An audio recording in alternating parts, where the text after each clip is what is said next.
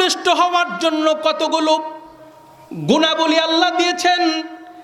এই গুণাবলী যদি সে অর্জন করতে পারে, এই গুণাবলী যদি তার ভিতরে থাকে, পাওয়া যায়, তাহলে এই লোকটা দামি মানুষ। যেরকম ঠিক না বে ঠিক?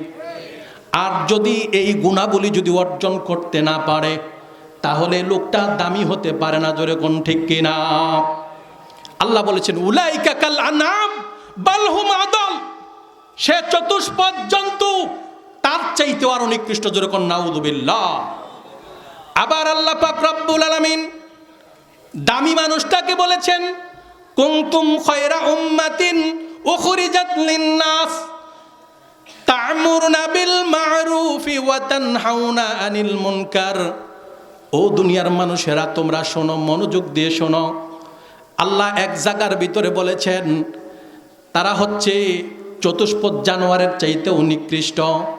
আর যারা আমার আল্লাহর গোলামি করবে, যারা আমার নবীর উম্মত হবে, আমার নবীর উম্মতের মধ্যে যারা গোলাম হবে আমার আল্লাহর, ওই সমস্ত গোলামরা আমার আল্লাহর কাছে কত দামি। শোনেন, আমার আল্লাহ বলেন কুনতুম খায়রা উম্মাতিন, বাবা আদম থেকে শুরু করে ঈসা রুহুল্লাহ পর্যন্ত যত নবী দুনিয়ার জমিনে আগমন করেছে, যত নবীর যত উম্মত দুনিয়ার জমিনে ছিল, এই সমস্ত উম্মতের চাইতে আমার আল্লাহ পাক উম্মতে মুহাম্মাদীকে শ্রেষ্ঠ ঘোষণা করেছে। যেরকম সুবহানাল্লাহ।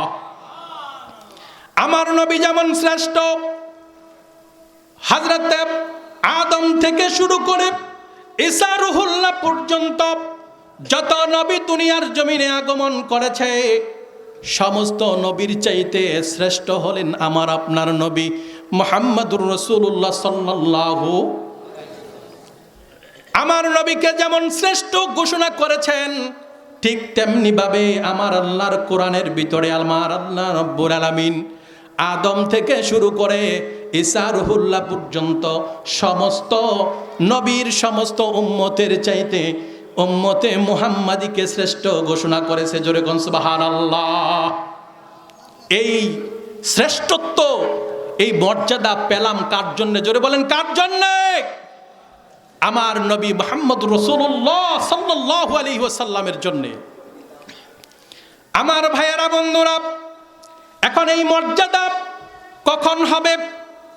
যখন আপনি সৎ কাজের দিকে মানুষকে আহ্বান করবেন আর অসৎ কাজ থেকে মানুষকে বাধা প্রদান করবেন।